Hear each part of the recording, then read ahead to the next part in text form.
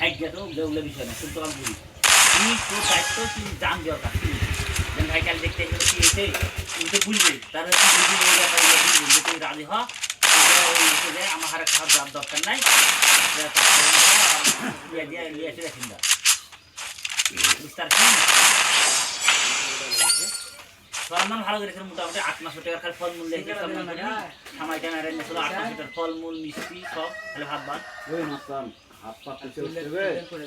না ভাত বাদে সবই ধরে একটা কথা হইলে আমি জানাইছি সন্ধ্যাবেলা কাল কি ঠিক আছে চোখে 1-2 ফুটল লেগে 900 টাকা জিনিস ছিল ফুটলে হ্যাঁ আমার 3000 টাকা খরচ হলো হ্যাঁ কাল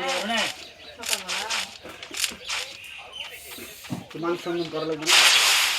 এর আগে 100 মুন্দি আসলো খায়া 700 টাকা দিলে 100 মুন্দি নিয়ে এসে হলে তো লাভ দেবো 500 টাকা 2000 টাকা হাতে আমার বেড়ে দিলে তোমার কে টাকা দিছে খালি খসের বললো যে রেখা আছে রে এলো